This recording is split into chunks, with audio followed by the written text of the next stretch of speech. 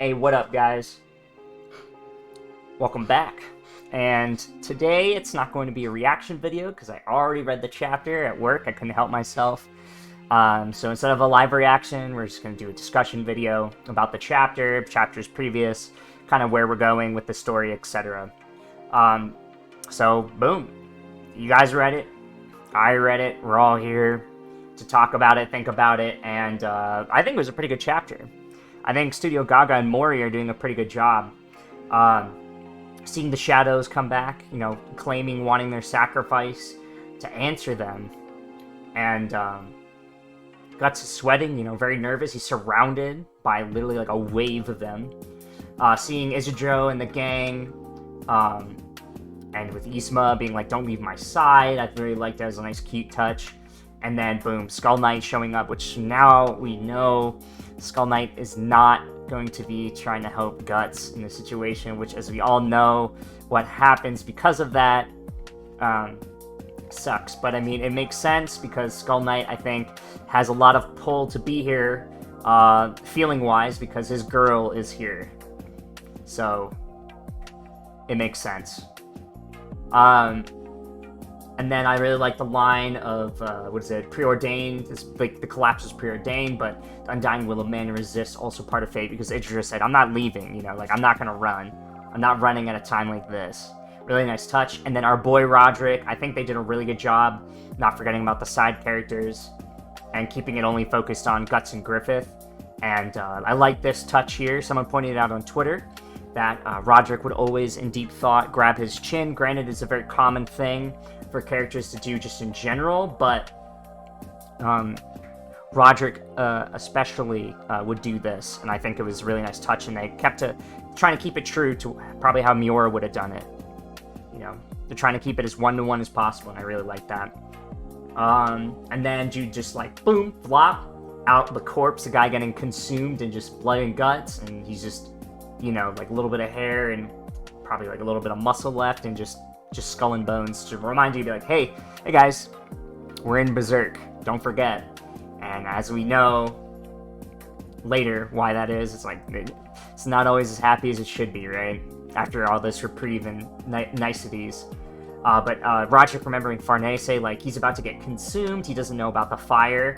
As you see, there's a torch here, so these guys are probably going to be okay from the oncoming waves of shadows. But the last thing he thinks of here is like Farnese, like, is she alright? He's our boy. Roderick's our fucking guy. But anyway, the big kick in the dick here was Guts reaching out to his love, Casca, and I think this shit hurt the most. This panel right here. Real big, this hurts. This hurts to see 100%. And then we have, of course, the tree here collapsing and turning upside down, it seems, and Elfheim is fallen. So who knows what's going to be happening to our group from here on, but probably going to Falconia to save Casca. Kind of a bummer. She's used as a damsel in distress again after getting her memories back, but they didn't really confront anything, any of her, like, emotional trauma, really. So I guess this was bound to happen.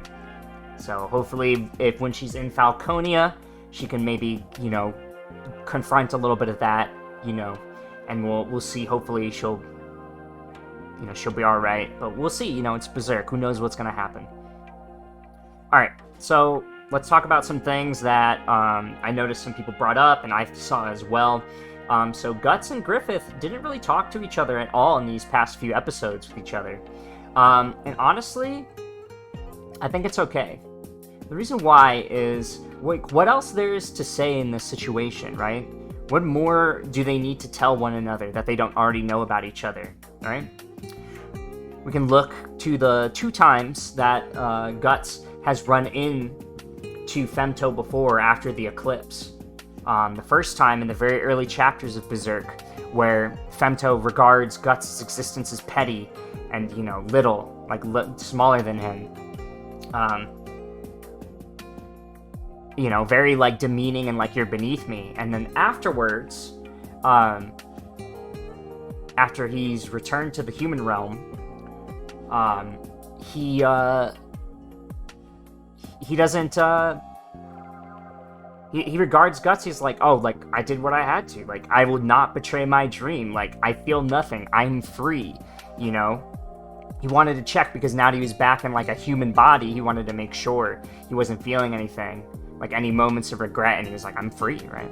And it turns out the only feelings he is feeling is because of the child that is within Femto now, which, as we know, is Guts and Casca's child, and due to the actions of what Femto did in the eclipse, corrupted that child into turning them into a demon. And in turn, has now fucked Femto over. Well, not yet, but I hope it will. Right? But anyway, so I mean, like, what else is there to say? Like, what is it, a shonen? Like, huh, like, you seems you've gotten a little stronger, Guts. Ah, you as well, Griffith. Like, what did you...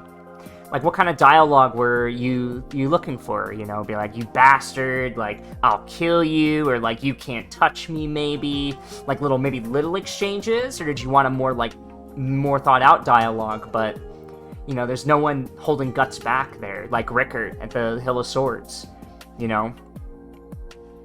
Just a food for thought, you know? I personally, I noticed it, but I think the more I thought about it, like, you know, I think they're pretty adamant on who they both are as, you know, characters in this world, you know? Guts knows what he wants, and it's to protect Casca, and, you know, Femto's Femto. He's a piece of shit. All about Falconia, and, which, who knows what's gonna happen to Falconia, right? Maybe it'll befall, Geyserix, or Skull Knight's old kingdom, right?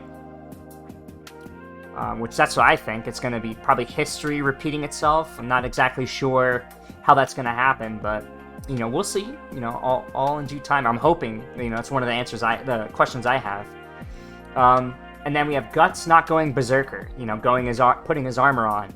And we think we saw a little bit of it in the beginning, but I think he resisted, because, you know, he has his friends around him, and if he goes Berserk,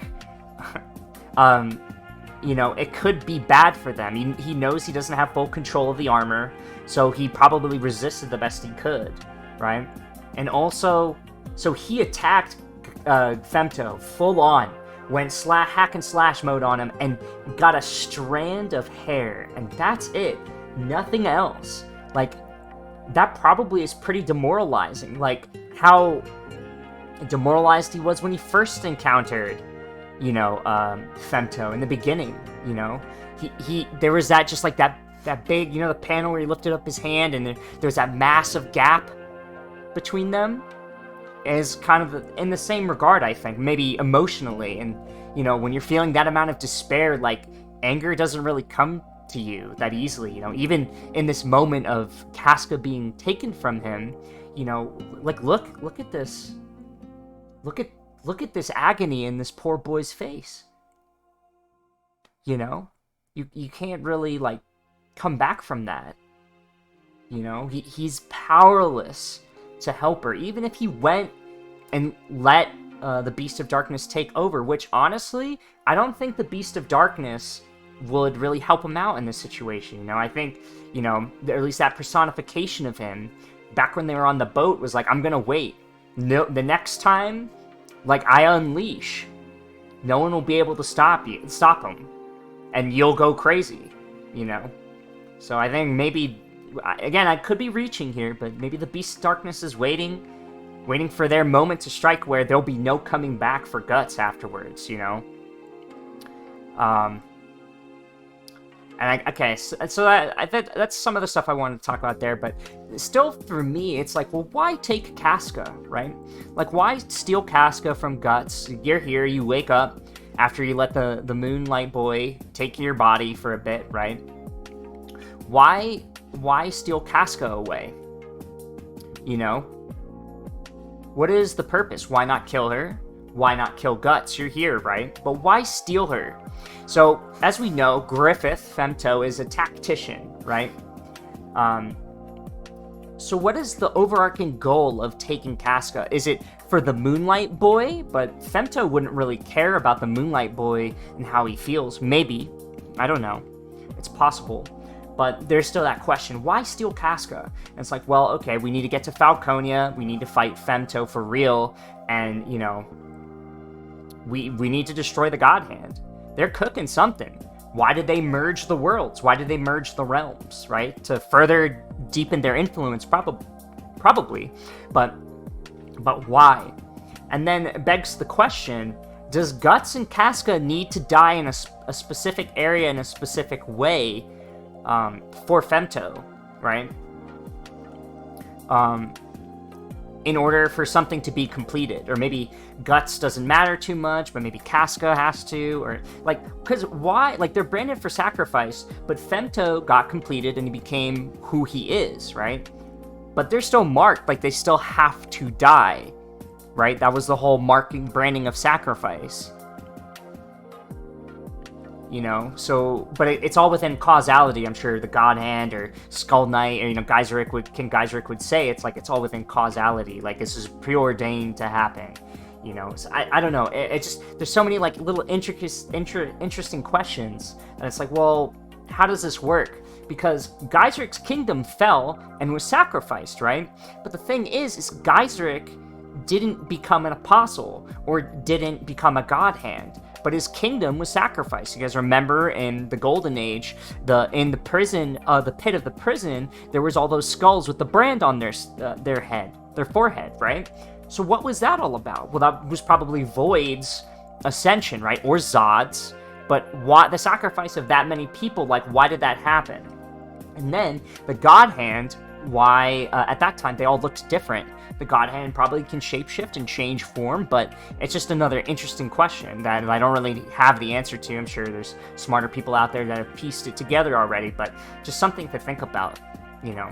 But definitely, Casca being stolen is gonna probably push us into the final arc of Berserk, where the gang has to go to Falconia, and Guts is gonna be labeled the villain, and will have to fight to save his love and get her back. And I think really, you know, them not saying anything to each other here is fine, you know, because this isn't the final confrontation, you know. Now, if it was the final showdown and they didn't say anything to each other, like, you know, maybe I'll give you that, you know. But I don't know, it's interesting. I'm really eager to see how Mori and, you know, Studio Gaga, where they take it from here, or, you know, what was in Miura's vision, per se, you know. And I honestly, like, I think no matter what happens, people will always be critical of, like, these coming chapters of Berserk, because it's not Miura, you know. There will always be that it's not him, you know. And I think that really drives home for a lot of people, you know. But I don't know. But I think that's all I got, really. I think it was a good chapter. I hate Femto / Griffith with all my heart. I hope your kingdom crumbles and falls apart, you piece of shit. Because Guts and Casca deserve to be happy. But the thing is like, a lot of people thought Guts would abandon his revenge, right? But I think he's going to kill Griffith, but not for revenge, but, you know, for a greater cause than that, you know? To stop him from doing whatever his plans are. You know? Because everyone involved with demon kind is doomed to hell. Don't ever forget those early chapters, man. Anyone that's involved with demon kind they own them. They're condemned to hell. Even someone who got beheaded didn't do any rituals, you know. Was it Vernon? You know, the little short guy? He got beheaded. And he was in hell too, you know? He was in the hell pit. So, you know, which makes me sad. That means, like, Judo, Pippin, you know, Corcus. Does that mean they're in hell too? You know? So, like, someone needs to break this cycle. You know, and maybe it won't end all happy. But I hope Guts and Casca get a good reunion, man, because this fucking hurts. Just as he got her back, and they couldn't even make peace with one another, you know, and, like, hug or, like, anything, man. This chapter hurt a lot, dude. Anyway, I'll see you guys in the next one. I'll try to not read it early, and I'll try to be patient and, you know, wait to, you know, do a live reaction. But I hope you guys enjoyed, and, you know, please tell me if you have any thoughts about what's coming up, or like the, you know, maybe you don't like the way it's being written, whatever. Just let me know. I'm really interested. I think it's important to get those criticisms out there, you know. We all love Berserk, you know. Alright, I'll catch you guys in the next one, alright? Peace. Be good, stay safe out there.